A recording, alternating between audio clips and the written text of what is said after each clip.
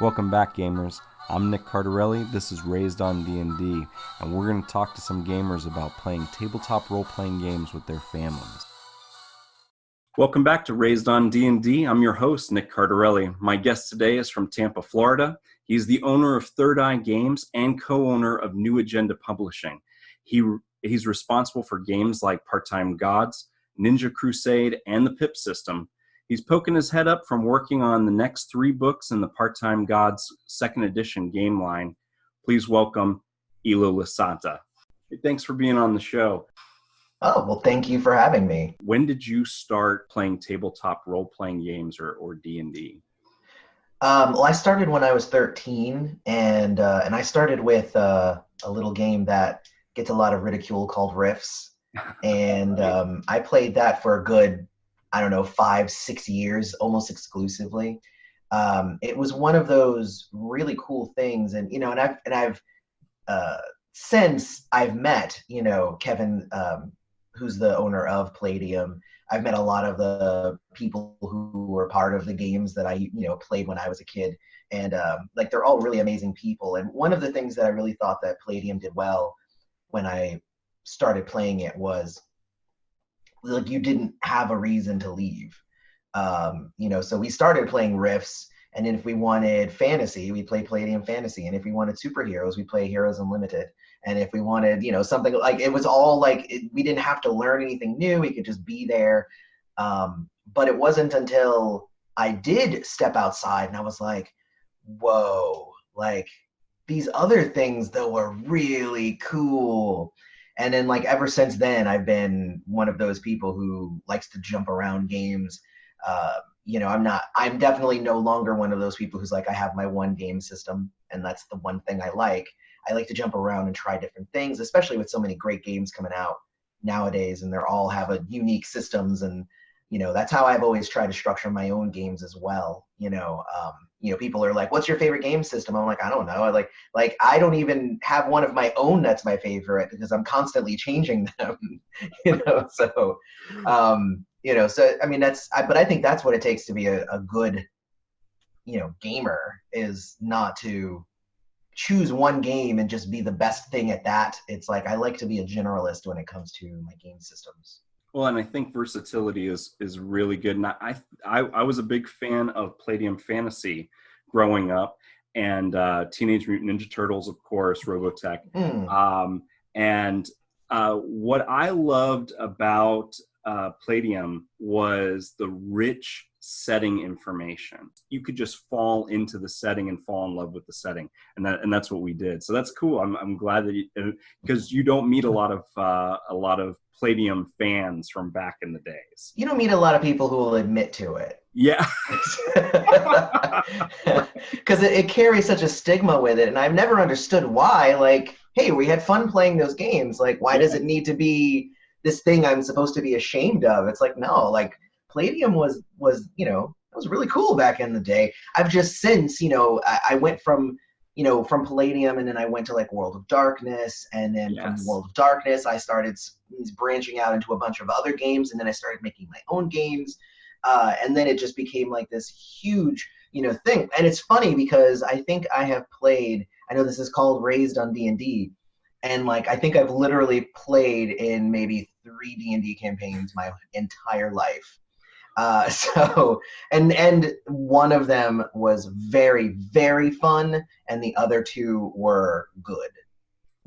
Well, one of the best things about having Palladium Fantasy back in that time period was that you'd be at school and you'd be working on missions or character creation, and people would come over with that tone in their voice and say, "Is that Dungeons and Dragons?" And we'd be able to go, "No, it's Palladium. It's completely different." Exactly. Completely different. Completely different. Does it have elves and dwarves? And I mean, it has that stuff, but it's completely different, though. Completely different. It's nothing in the news. Nothing in the news. Now you're a father, right? Mm-hmm. And a game designer. How old are your children now? Right. I have an 18-year-old, a 15-year-old, and a newly formed 3.5-year-old. All right. And so how old were your children when you introduced them to tabletop role-playing games? I for some reason I skipped it with my older kid. He he has autism, so it's harder for him to kind of grasp concepts and stuff. So, but what I did is uh, I started introducing my kids around the age of 7, mostly starting with my middle kid. So, and they at the time were really, really into Little Mermaid, which is where I created a game, and I actually really just created it for them. And I was like, hey, we're gonna play a game with mermaids. And I'd been playing a lot of Fiasco around that time.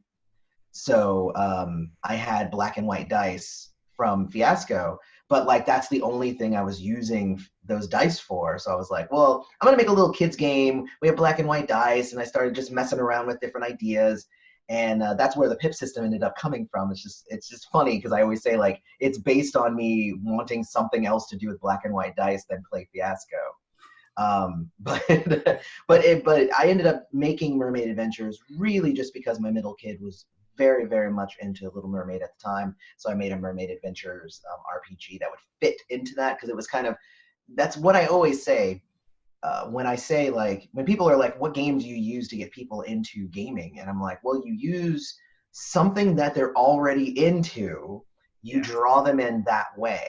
Like, I was dating this girl years and years ago, and she was really into Buffy. So I was like, well, let's play the Buffy RPG then. And, you know, I'm not going to introduce her with D&D. I'm going to bring her in with Buffy because that's what she's into. Yes. And same thing with my middle kid, come in with mermaids. So around 7, though.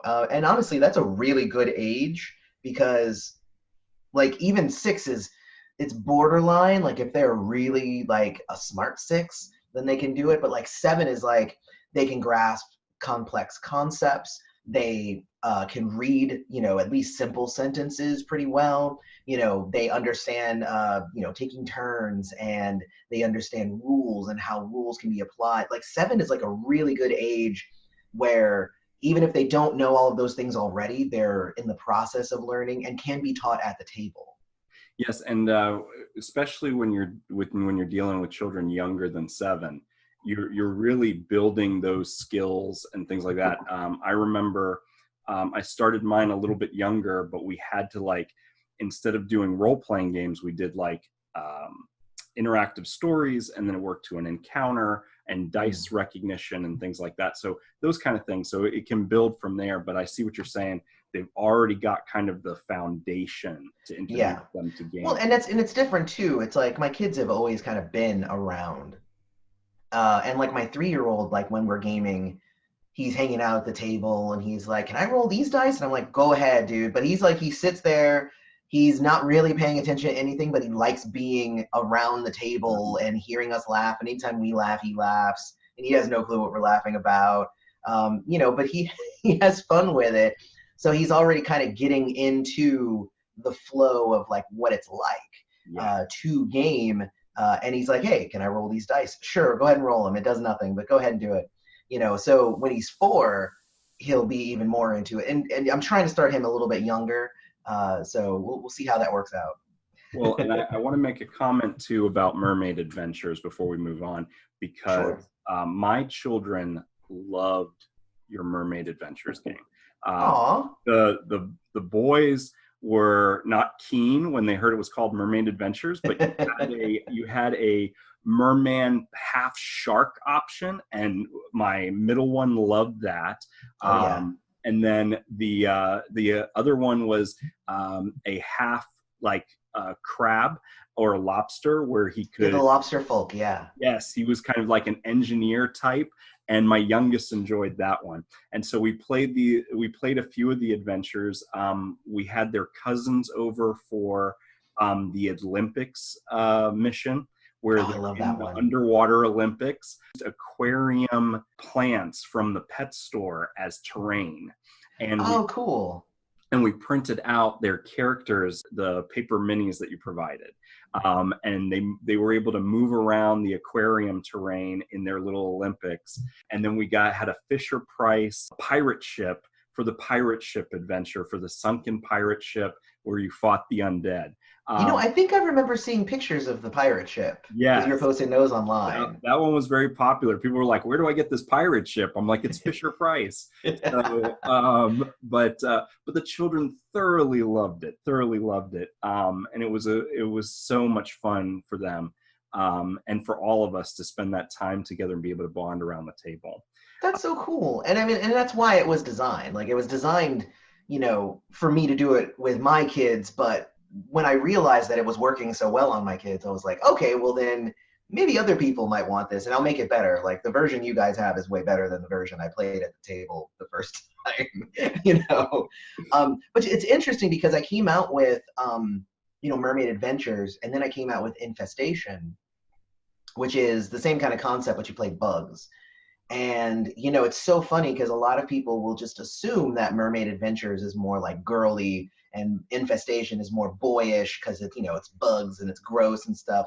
But you don't know like how many girls are like way, way into bugs and how many boys are like, I want to be a mermaid. This sounds really cool. So It's like, I don't usually try to put any kind of labels or anything on it like that because I've been like at the booth selling the games, and the kids that you think are going to be into one are totally into the other, and it's actually really cool. We're gonna have to check out the insect version, Infestation, because it sounds like a Bug's Life kind of take on it. So that'd be yeah, good. yeah. It's kind of a Bug's Life, and also it's like there's different rooms in the house. You roll randomly for like what type of house you all live in, and like what type of bug rules each of the rooms.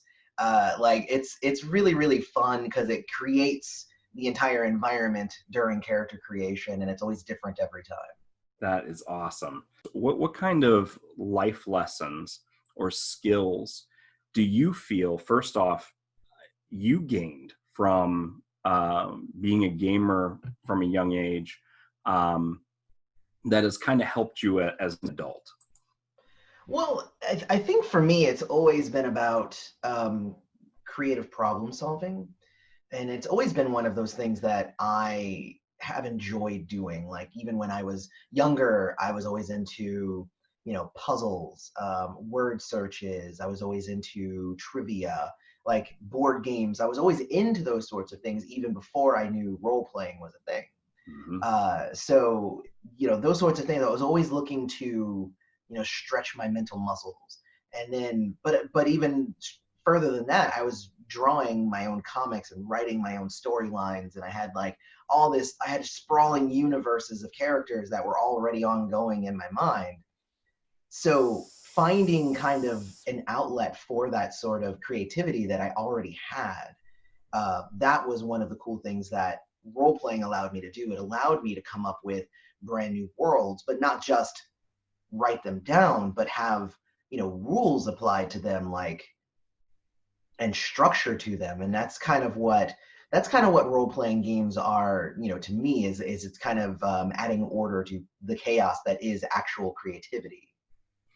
And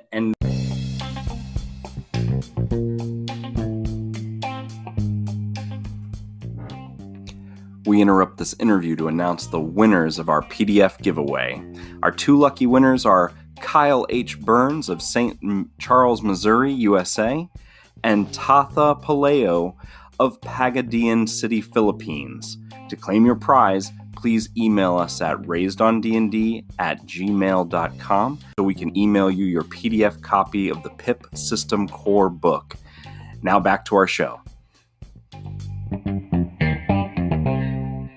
What's even more amazing about that is your outlet that you discovered for your creativity has allowed so many countless people to be able to share in that creativity and find an outlet for their own creativity, just like those first games of Palladium and D&D did for us. Exactly. And I mean, and obviously, like the first reason that you would make a game is because you really want to make a game and you want to bring it to life. But like the secondary reason is usually that like this was an experience. This type of game is something that is not out there yet. And it's something that I wish was out there, and I'm sure there are at least a handful of other people who also wish that there was a game like this out there. So that's sort of the thing too, is, people have asked me, like, when are you coming out with a fantasy, game? And I'm like, yeah, I probably won't. It's like, I probably won't come out with one just because there's so many of them out there. Whenever I try to come out with a game, I try to come out with something that is original, that fills a niche. Like Mermaid Adventures, if there was another mermaid game out around that time, I would have just bought that and played that with my kid. Right. But there wasn't one, so I had to make it.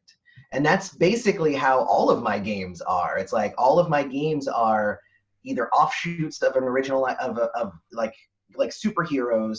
Like if we take my game Amp, like, there's a bunch of different superhero games out there, but my Supers game is very unique in its execution, and the way that the releases are going. Like each book is 1 year of time. Each one adds different layers onto the game. Power structure is completely different. All the powers are as balanced as you can get in a Supers game, because there are some Supers games where, like, all I have to do is pick this power and this power, and you can't beat me.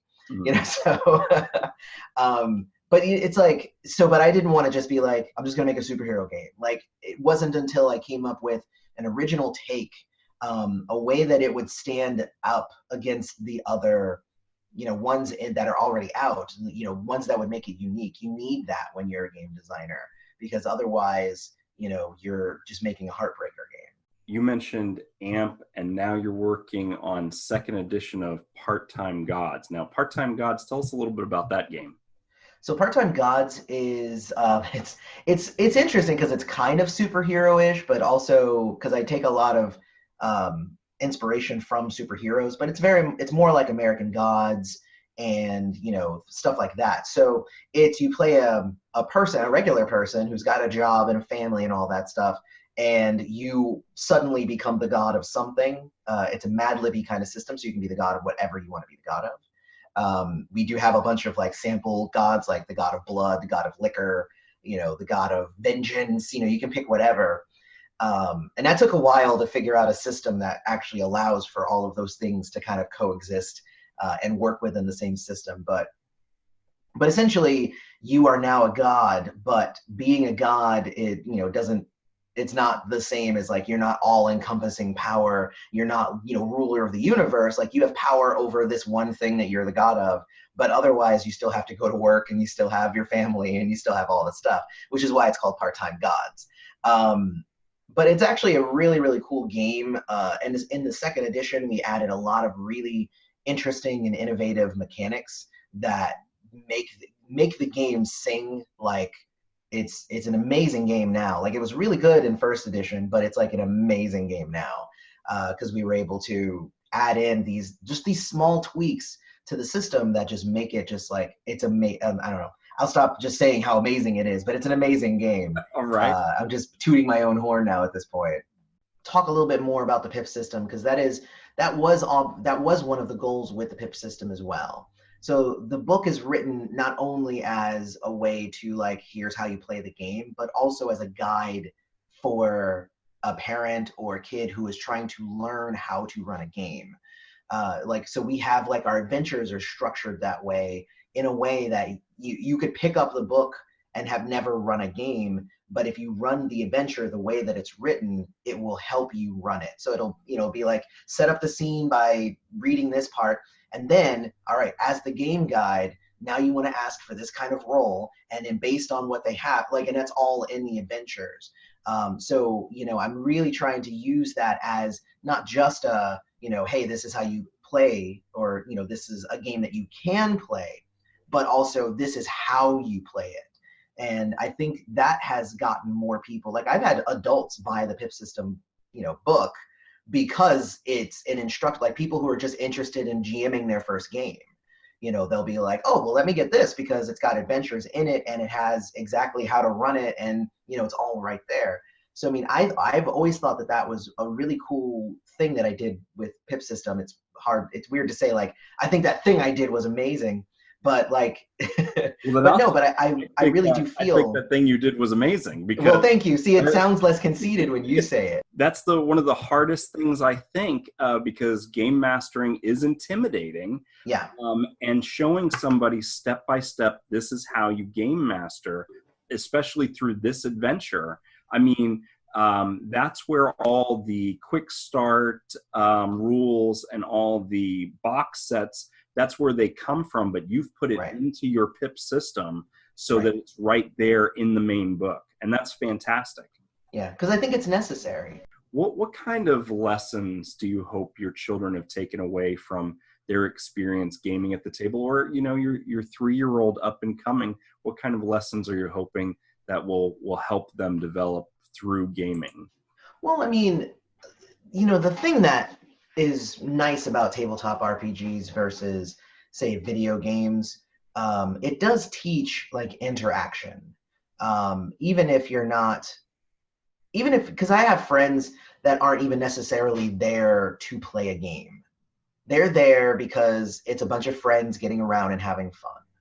And they're like, yeah, it's my turn. I hit him. All right. But yeah, but let me tell you about this thing that happened. It's like, that's kind of how it's really about showing up and having fun with your friends, regardless of what you're doing. And there are so many people nowadays who are like, well, I have a lot of friends online. And, it's like, yes, those are probably also your friends too. Some of them might not be, but whatever. That's a whole thing, online culture. But like the people that you have around your table in your home and that you can have fun with, like those are going to be those friendships that are going to last, much longer, years and years. And it teaches you how to interact, face to face. And what role playing also does is it allows you to step into the shoes of people who are not like you. So you are able to have those experiences that and experience the worlds, through the eyes of someone else, because you are taking the role of that person. And like I've had my eyes opened, several times, role playing, when I would role play women, and I would see how the game shifted, and it would automatically start treating me differently. Like, obviously I'll never truly know what it's like to be a woman, but like immediately, as soon as I'm playing a female character, the GM is treating me differently. All the other players are treating me differently, and I'm just like, is this what it's like? Oh my God, this is terrible.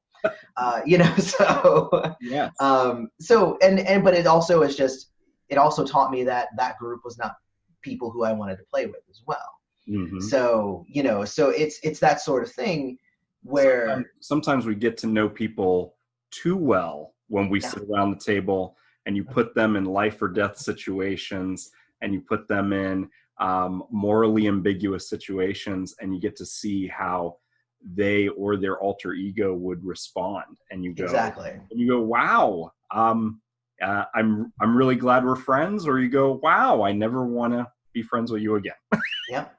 And I have friends that I used to game with that I have decided I don't want to game with them anymore because they become a different type of person when they're gaming. Yes. And there are those, and I'm sure they probably thought the same thing about me, but,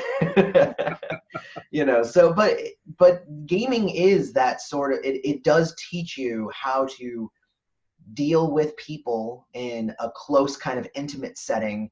I think it also allows, you to know that like, it's okay to let your guard down. It's okay to have fun, to play pretend, no matter how old you are. Like, there's a lot of things that you can learn from gaming. But I think the freedom and the creativity of gaming itself, I think, is probably number one. We've known each other for years, as like you were talking about, those internet friends. Yeah. And shared things about gaming, and you saw the pictures when they were tiny, and I can't believe it's been so long, by the way. It's I know. Right? My middle kid was 7 when I did Mermaid Adventures, and now 15. Like, yes. what? Like, where did that time go? Definitely going to check out Part-Time God 2nd edition. Pip System is fantastic for And not only that, we have new books that are going to be coming out in 2020, new setting books for Pip. We also have the Pip System Primer, which is every quarter we release a new batch of new material for the Pip system. The last one was Ghost in the Machine, but we've done dinosaurs. We've done, what do we do? What else have we done? We've done dinosaurs, we've done fantasy, we've done a bunch, like the one for the fourth quarter of this year is going to be like a holiday themed one. So, we're throwing out a lot of new materials so that people can like get into the game, but like the game itself supports so many different things because it's one of those. So we're trying to throw out as much, like here's, you can play it this way, or you can play it that way, or you can play it this way, So the Pip system allows me to play any genre that I want. If I want to play sci-fi or Western or fantasy, any of those things, the Pip system will allow. Exactly. It's a universal system, so it's really easy to adapt the mechanics and what's there to different genres and different settings. And we release our our own full settings, but the Pip System primers, they're more like, here's generally how you would run this, and this is how we would change the rules to fit that genre. Like we have a noir primer, oh, you want to use the Pip system to run a noir game? Well, here's the noir tropes, here's the new archetypes that you might use to run said sort of game. And each one of those also gives you, some pre-gens, an adventure, new mechanics, just everything that you would need if you wanted to use the existing core book that you already have all the rules, but if you want to use those rules to run these different things. Like, so I thought that's why we continued it. This is 2019 is year 2. So we're about to work on the 8th primer. So it's pretty nice. We have a lot of really great material out there for the Pip system. That is fantastic. Well, we're definitely going to direct people to Third Eye Games, find all types of games for whatever age group they're running tables for in their homes. I can't thank you enough for being on the show today. Totally. And thank you, Nick. I appreciate it. Thanks for listening to this month's Raised on D&D, the podcast about family and gaming. Be sure to like our page at www.facebook.com/Raised on D&D podcast, where you can find exclusive content, transcripts of the episode, and links to the resources that we discussed. As always, happy gaming.